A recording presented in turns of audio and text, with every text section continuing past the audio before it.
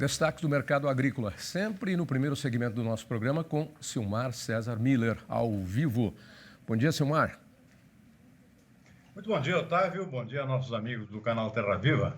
Boa fala aí do ministro Paulo Guedes, né? Dizendo que a vacinação é o caminho para a solução da crise na economia, como a gente já está dizendo aqui há muito tempo.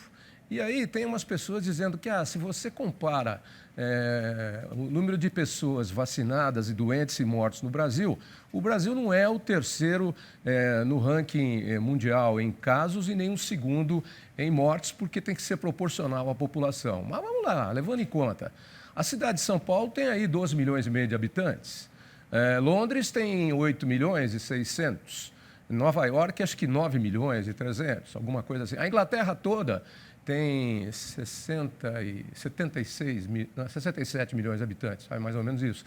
E os Estados Unidos, 333 milhões de habitantes. Quer dizer, nós temos 220 milhões de habitantes. Quer dizer, as contas podem ser feitas de uma maneira diferente, mas a nossa situação é grave, não dá para ficar dourando a pílula, né, Silmar? Verdade. Eu acho que, independentemente de proporcionalidade, o problema é a gravidade do número, né? Do número de mortes diariamente, atingindo novos recordes, quase 3 milhões e 700 no dia de ontem, né? Então, um índice catastrófico aqui, sob qualquer tipo de comparação, né? O fato é que são vidas que se vão, vacinação que segue lenta e o negacionismo aqui que só piora essa situação toda, né, Davi? Pois é. E a crise militar política, ou política militar lá no Planalto, segue botando mais lenha na fogueira, né? Estão jogando querosene direto no fogo, aí o álcool direto no fogo, e isso é altamente incendiário. Mas as coisas devem se acalmar, no meu ponto de vista. O que está todo mundo cogitando aí, falando muito, é por conta da data em que o tumulto aconteceu, antivéspera e véspera do 31 de março de 64. Então as pessoas começam a fazer conjecturas.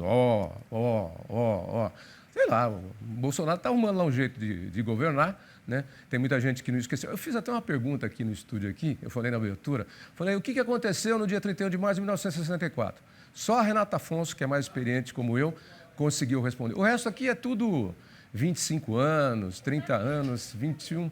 Você não sabia também? A Aline disse que sabia, tá vendo? A Aline estudou, o resto aqui não estudou, é? Vou falar uma coisa, viu, Silmar? A Renata Afonso só olha para cá toda hora, assim, ela sabe. Eu estudei, não era nascida. Ela falou que não era nascida, que estudou também.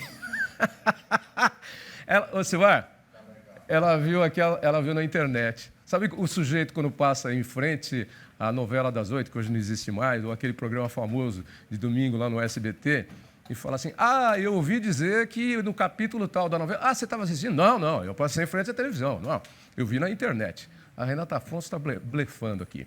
Bom, mas voltando à crise político-militar, foi bem coisas do Brasil, né, o que aconteceu, o que está acontecendo lá em Brasília, né, Simão? Bem Brasil, bem Brasil.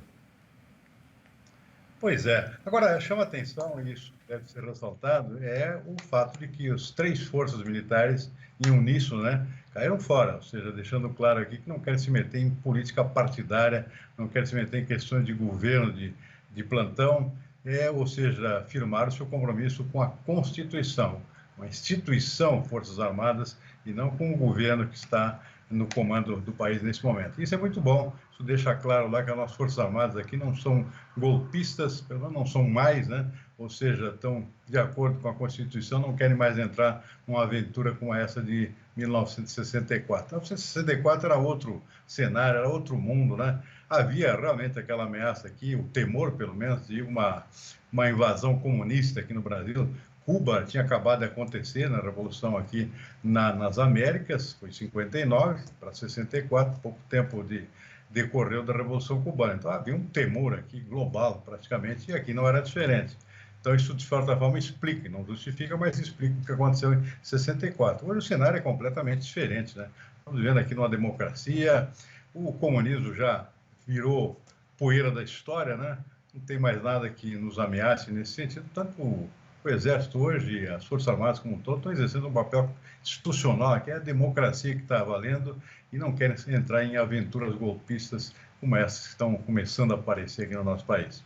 Pois é, parece que foi uma espécie de teste que foi feito, né, pelo governo, para ver quem é que está do meu lado, quem é que não está do meu lado, como é que é. Então, deu para perceber que tem muita gente que não quer fazer, acho que muita gente, não, grande maioria, não quer fazer esse papel de o Exército trabalhando para o governo. O Exército não trabalha para o governo, como eu falei, o Exército é instituição do Estado, instituição da pátria. Né? Então, eu acho que ficou bastante claro isso aí nesses generais e outros tantos militares aí que protestam e não aceitam esse meio golpista que, às vezes, as repúblicas latino-americanas, né, e de outros países aí subdesenvolvidos já tentaram e fizeram muitas vezes. Mas, como você bem disse, o tempo era outro, o tempo passou e hoje prevalecem os regimes democráticos. A não ser os regimes autoritários lá em países do Oriente, etc. e tal, mas lá é outro mundo. O nosso aqui foi criado pelos romanos, gregos e romanos, baseados na governabilidade e na democracia. É o mundo ocidental. Silmar, e as cotações para hoje?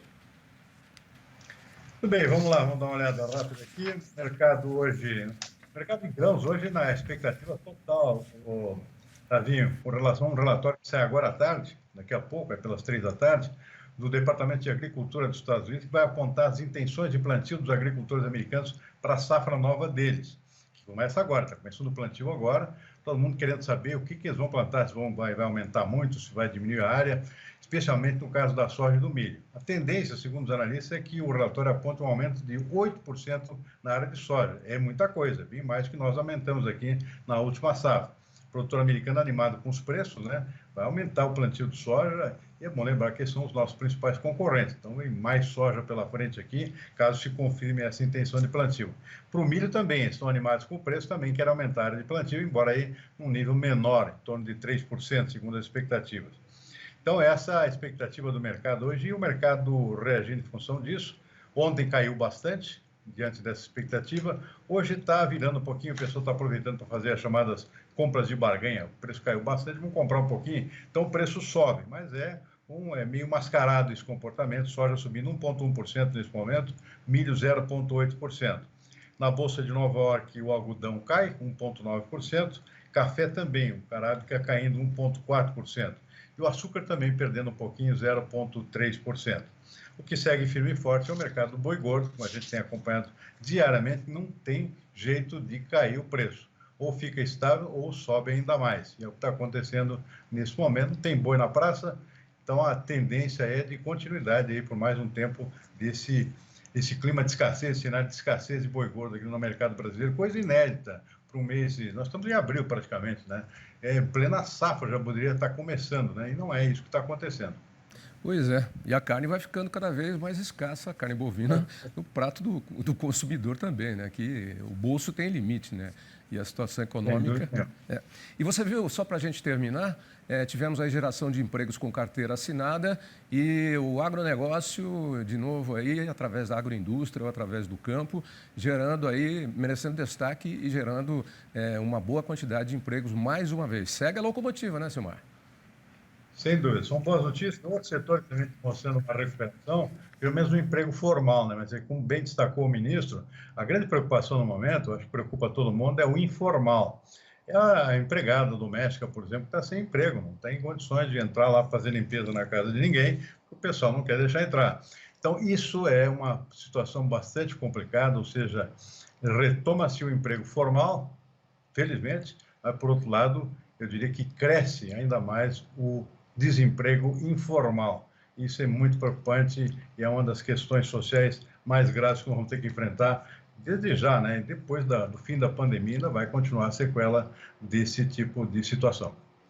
E só para terminar, o agro segue inovando, investindo e acreditando, né? E crescendo e produzindo cada vez mais. Daqui a pouquinho eu vou conversar com o Fernando, que é o presidente lá da Jato, de Pompeia, que é uma das maiores empresas de máquinas e implementos agrícolas do Brasil e hoje já multinacional também, empresa 100% brasileira, e eles estão investindo numa fábrica gigantesca lá para poder produzir máquinas e equipamentos agrícolas mais aprimorados ainda na geração 4G, geração 5G, unindo conectividade com preservação de meio ambiente. Negócio bacana, viu? Negócio bacana. Bom, Isso aí. Até mais, Silmar. Até amanhã, então. Tchau. Até mais, obrigado. Boa tarde.